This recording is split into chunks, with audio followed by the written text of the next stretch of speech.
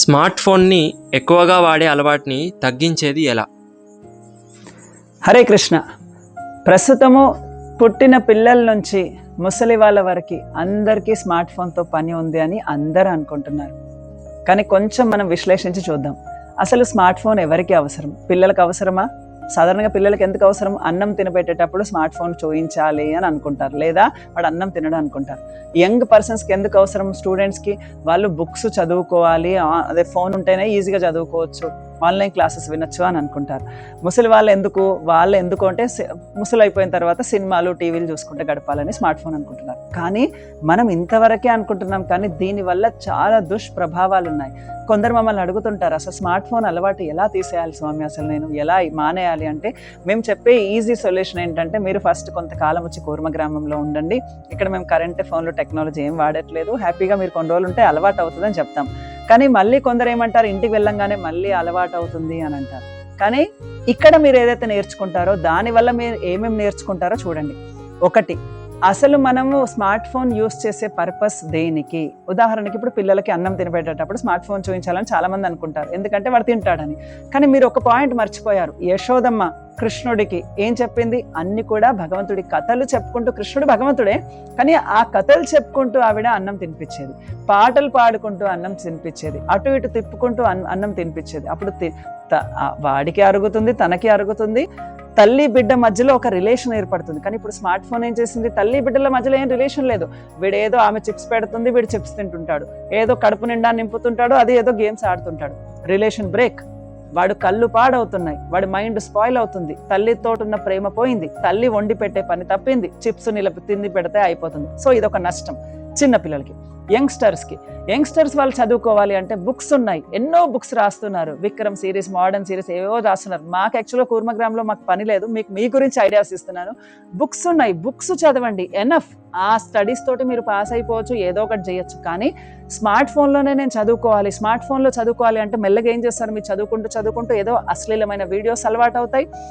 ఆ అలవాట్ల నుంచి మీరు బయటికి పోలేక, ఎన్నో డాక్టర్స్కి ఖర్చులు పెట్టలేక మీ ఆర్గన్స్ అన్ని చెడిపోతాయి, మీ కళ్ళు ఇంద్రియాలు మొత్తం కూడా, నేను చెప్పేది మీకు అర్థమవుతుంది అనుకుంటే, పూర్తిగా స్పాయిల్ అయిపోతాయి. కాబట్టి మీరు బుక్స్ అలవాటు చేసుకోండి. మీకు బుక్స్ కావాలి అంటే సాధారణ మీ ఎడ్యుకేషన్ బుక్స్ ఎట్లనో మీకు ఇస్తారు, కానీ దాంతోపాటు భగవద్గీత చదవండి. భగవద్గీత చదివితే మీరు ఇంద్రియాలను ఎలా నిగ్రహించుకోవాలో తెలుస్తుంది. అప్పుడు స్మార్ట్ ఫోన్ ఎలా కంట్రోల్ చేయాలో మీకు అర్థమవుతుంది. స్టూడెంట్స్కి, ఇక ఉద్యోగం చేసే వాళ్ళు ఏం చేస్తారంటే, మా దగ్గరికి వచ్చినప్పుడు కూర్మ గ్రామానికి, మా పిల్లలకి ఫోన్స్ అడిక్ట్ అయిపోతున్నాయి స్వామి, ఏం చేయాలి అంటారు. కానీ పేరెంట్స్ స్మార్ట్ ఫోన్స్ వాడుతుంటే పిల్లలు ఎందుకు వాడారండి? ఖచ్చితంగా వాడతారు. మనము ఆపేస్తేనే కదా వాళ్ళు ఆపేస్తారు. సో మనం ఆపాలి అంటే మరి ఎట్లా? మరి మా వర్క్ ఉందండి, మా పేమెంట్స్ ఉన్నాయి, ఫోన్పే చేయాలి, లేకుంటే ఎట్లా? మరి వీడి గురించి నేను పని ఆపేసుకుంటానా అంటే, మీరు ఒక్కటి ఆలోచించండి, మీ పర్పస్ ఏంటి? ఆ పర్పస్ అప్పుడే ఫోన్ వాడండి, దాని గురించే ఫోన్ వాడండి. కానీ మీరు ప్రతిసారి సినిమాలు ఇవన్నీ చూసే బదులు మీరు కూడా బుక్స్ రీడింగ్ చేయండి, రామాయణం లాంటి బుక్స్ చదవండి, లేదా పిల్లలతోటి టైం స్పెండ్ చేయండి, వాళ్ళని తీర్థక్షేత్రాలు తిప్పండి. ఆ చాణక్య నీతి ఇలాంటి పుస్తకాలు ఎన్నో ఉన్నాయి కదా, మన పూర్వీకులు ఇచ్చిన మనుసంహిత, మనుస్మృతి, చాణక్యనీతి ఇలాంటి పుస్తకాలు కూడా ఉన్నాయి. ఇలాంటివి మీరు మారల్స్ నేర్పియండి, తల్లిదండ్రులను ఎలా గౌరవించాలి ఇవి నేర్పియండి, వాళ్ళతో మీరు టైం స్పెండ్ చేయండి. మీరు ఆ ఫోన్లో ఇప్పుడు మీ ఆఫీస్ వరకు ఉన్నంత వరకు ఓకే, వాడేది ఉంటే వాడండి, కానీ అదే జీవితం లాగా ఉదయం నుంచి రాత్రి వరకు అవసరం లేదు. అంటే మనం అవాయిడ్ చేయాలనుకుంటే ఎలా అయినా అవకాశాలు దొరుకుతాయి. మనకే అవాయిడ్ చేయాలని మనసులో లేనప్పుడు అది బ్రహ్మ కూడా మీ దగ్గర నుంచి స్మార్ట్ ఫోన్ లాగలేడు. మీరు వదిలేయాలి ఎట్లా అని మీరు వెతికితే తయారవుతుంది.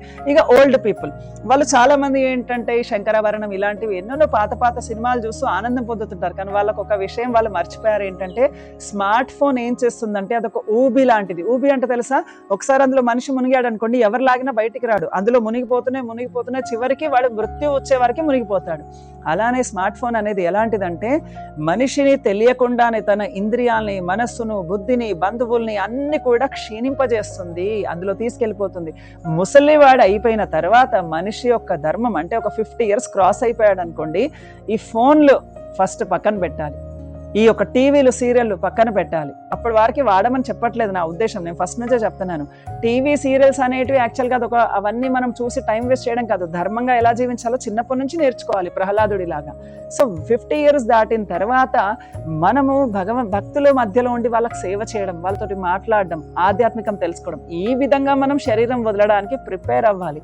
సో స్మార్ట్ ఫోన్ అనేది ఏ ఏజ్ వాళ్ళకు కూడా చెప్పాలంటే రిస్క్. దాన్ని ఎలా వదులుకోవాలి అంటే దాని పర్పస్ ఏంటో తెలుసుకొని దానికి బానిస అవ్వకుండా మనం ఒకవేళ ఉండి మన బ్రహ్మచర్యం ఆచరిస్తూ గృహస్థ జీవితంలోకి వెళ్ళి చివరికి భగవంతుని చింతన చేసుకునేలాగా మన జీవితం మలుచుకుంటే అది బెస్ట్. కానీ ఇంకా చెప్పాలి అంటే మీరు కూర్మ గ్రామంకి దయచేసి రండి, ఇక్కడ ఉన్న విషయాలు మీరు తెలుసుకోండి, ఎలా ఏది ఎంత అవసరం ఎలా ఉపయోగించాలి నేర్చుకొని వెళ్ళండి. హరే కృష్ణ.